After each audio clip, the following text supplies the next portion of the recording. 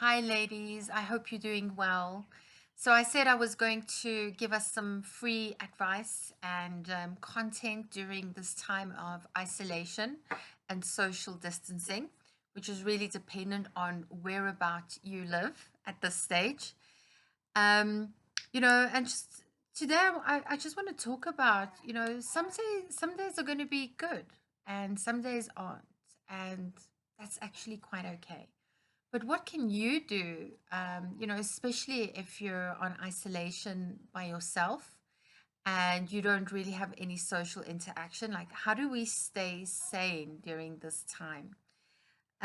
So, the first thing that we have to do is really just acknowledge your feelings.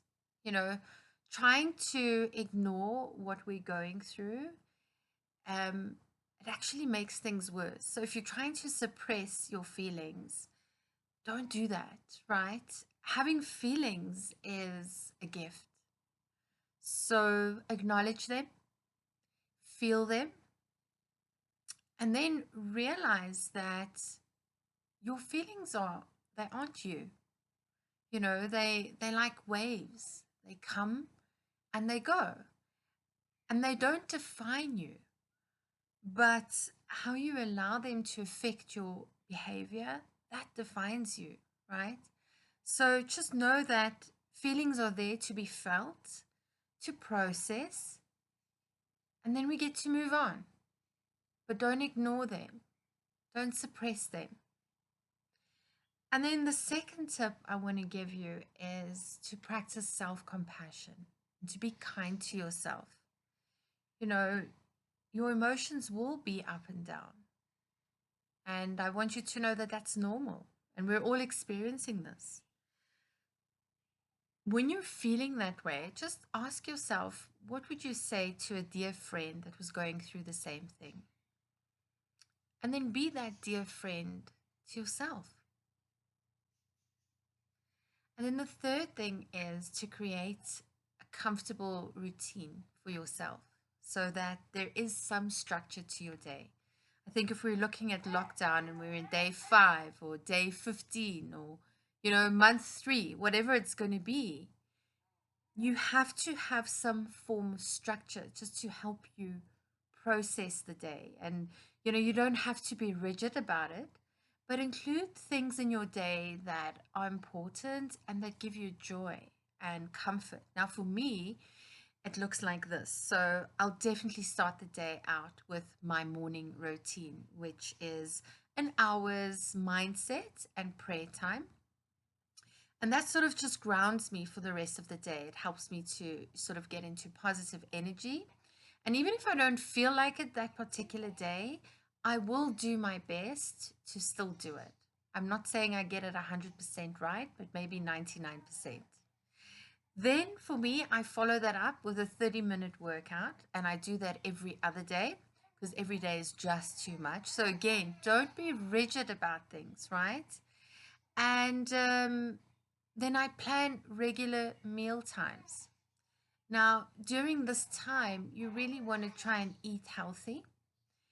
Um, and the great thing about this is that you've got more time to prepare your meals. Okay? The other sort of tip I want to give you is get dressed, brush your hair, look after your appearance. I know it's so much easier to be in your pajama pants the whole day and to not even sort of brush your hair, but this will depress you eventually. Like today, I got up and I put on makeup for the first time in 7 days because I had quite a few interviews and quite a few things that I was going to do on video. And it just lifts your spirit. And just do it for yourself, for no one else.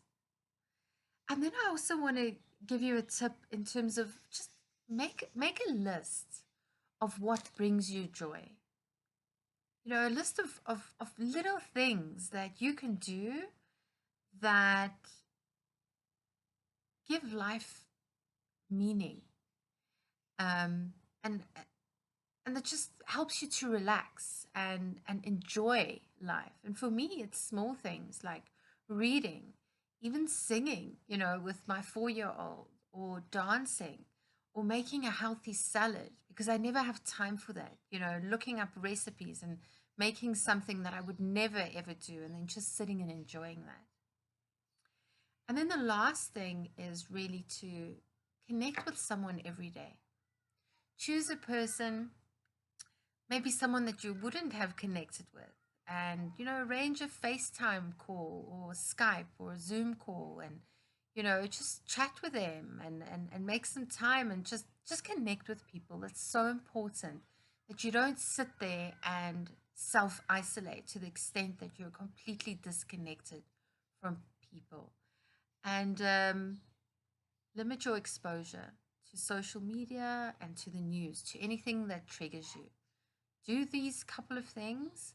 Again, don't be rigid. You don't have to be a perfectionist, but this is what's going to help you get through to the other side with some sense of sanity. I hope that helped. Bye now.